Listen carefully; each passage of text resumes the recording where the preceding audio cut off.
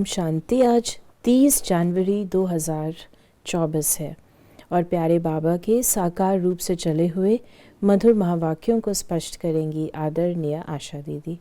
ओम शांति दीदी। ओम बाबा ने कहा, मीठे बच्चे, अब तुम्हारी सुनवाई होती है। बाप तुम्हें दुख से निकाल सुख में ले जाते हैं। अभी तुम सबकी वानप्रस्थ अवस्था है, वापस घर जाना है। सुनवाई हो रही माना हमने पुकारा बाबा को, बहुत काल 2 युग पुकारा कि बाबा हमको ले चलो, हम बहुत दुखी हो गए हैं। तो बात है अब मैं आया हूँ, तुम्हारी सुनवाई हो रही है।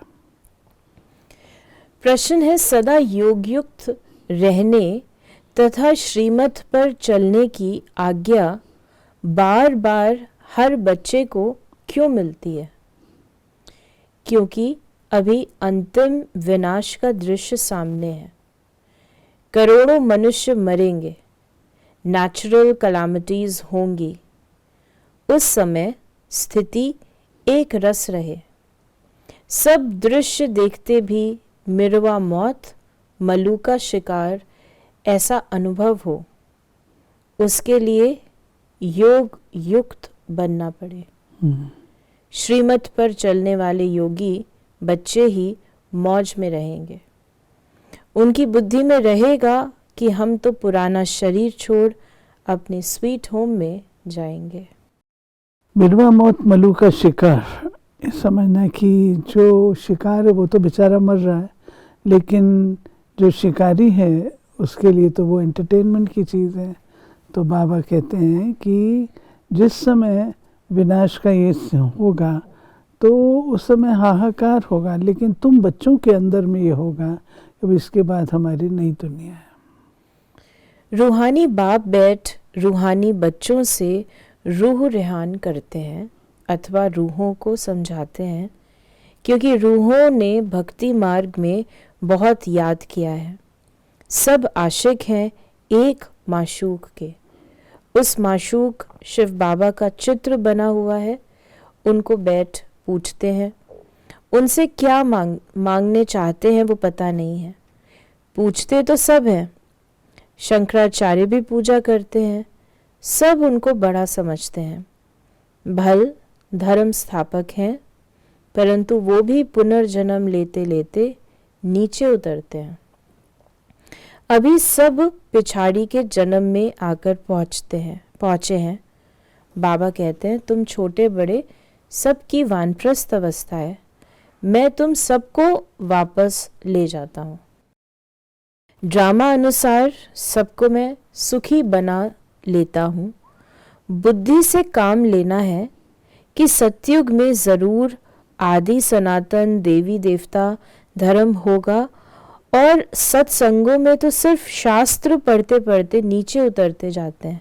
दलदल में पड़ने वाले दुखी होते हैं। ये है ही दुख धाम, वो है सुख धाम। बाप कितना सहज करके समझाते हैं, क्योंकि बेचारी अबलाएं कुछ भी नहीं जानती। कोई को भी ये पता नहीं कि फिर वापस भी जाना है या सदैव पुनर्जन्म ही लेते ही रहना है। अभी तो सब धर्म वाले हैं। पहले स्वर्ग था तो एक ही धर्म था। फिर बाबा ने कहा, सतयुग नई दुनिया में एक ही अद्वैत धर्म था, फिर होता है द्वैत धर्म। अनेक धर्मों में तालियां बजती हैं, सबकी एक दो में खिटखिट है। ड्रामा अनुसार उन्हों की पॉलिसी ही ऐसी है। तो बाबा ने फिर हम बच्चों को कहा कि तुम अभी समझते हो हम देवता बन रहे हैं। शिव बाबा अभी हमारा ओबीडियंट सर्वेंट बना है। बड़े आदमी हमेशा चिट्ठी लिखते हैं तो नीचे लिखते हैं ओबीडियंट सर्वेंट। बाप भी कहते हैं हम ओबीडियंट सर्वेंट हैं, तो दादा भी कहते हैं हम ओबीडियंट सर्वेंट हैं। बच्चों की आकर सेवा करता हूँ। मुझे कहते हैं दूर देश का रहने वाला, इनका भी अर्थ नहीं जानते हैं। बाबा कहते हैं कि सेवा का एक जो कहीं निशानी वो है निर्माणता।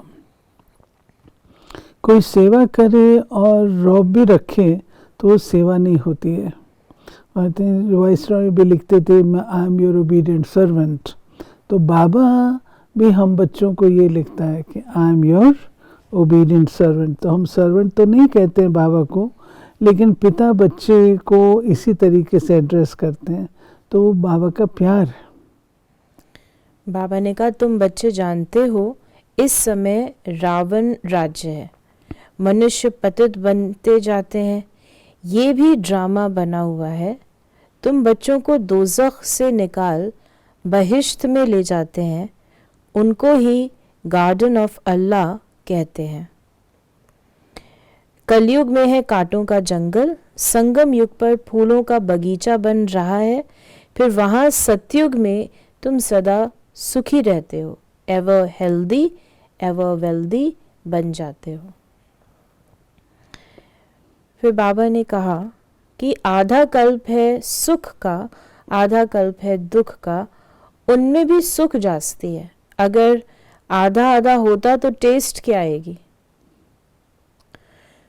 भक्ति मार्ग में भी बहुत धनवान थे।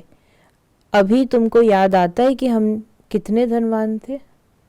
बहुत धनवान जब दिवाला मारते हैं तो याद आता है कि हमारे पास क्या क्या था, कितना धन था। बाप समझाते हैं, भारत साहूकार था, पैराडाइज था। फिर बाबा ने कहा, तुम जानते हो अभी हम पूज्य थे, हम सो पूज्य थे, अब पुजारी बने, फिर पुजारी बने, अब फिर पूज्य बनते हैं। वहाँ ये नॉलेज नहीं होगी, ना ये शास्त्र आदि होंगे, ये सब खत्म हो जाएंगे। जो योग युक्त होंगे, श्रीमत पर चलने वाले होंगे, वो सब कुछ देखेंगे। कैसे अर्थक्वेक में सब खलास होता है, अखबारों में भी पढ़ता है कैसे गांव के गांव ख़त्म हो जाते हैं। बॉम्बे पहले इतनी नहीं थी, समुद्र को सुखाया फिर समुद्र हो जाएगा। ये मकान आदि सब कुछ नहीं रहेगा। सतयुग में मीठे पानी पर महल होंगे, खारे पानी पर होते नहीं, तो ये रहेंगे नहीं। एक उछल समुद्र की आई तो सब खत्म हो जाएंगे। करोड़ों मनुष्य मरेंगे, अनाज कहाँ से आएगा।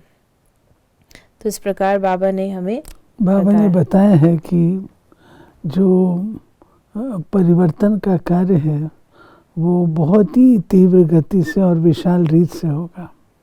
उस समय कोई किसी को कुछ रोक नहीं सकेगा।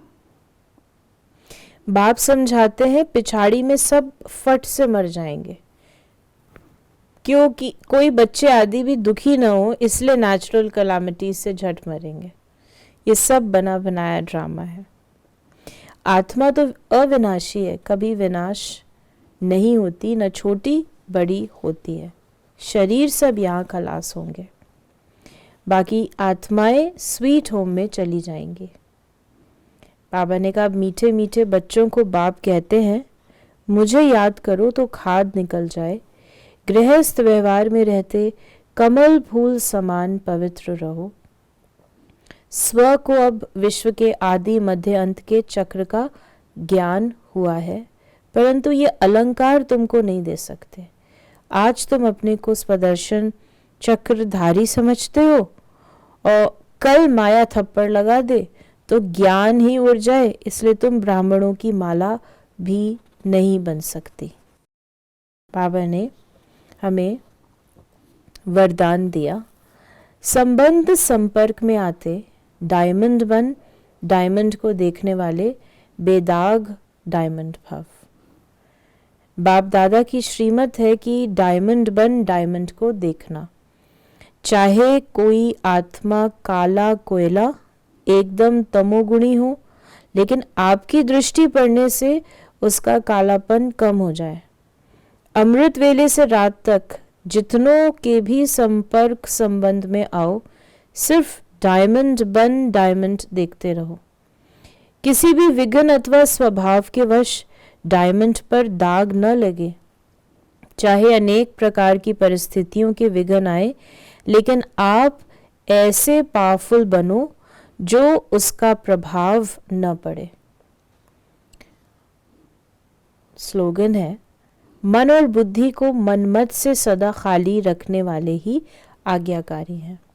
मन और बुद्धि को मन मत से सदा खाली रखने वाले ही आज्ञाकारी हैं। श्रीमत पर चलता रहेगा तो मनमत का तो सवाल ही नहीं है। तो ये थे प्यारे बाबा के आज के मधुर महावाक्यों का स्पष्टीकरण। ओम शांति।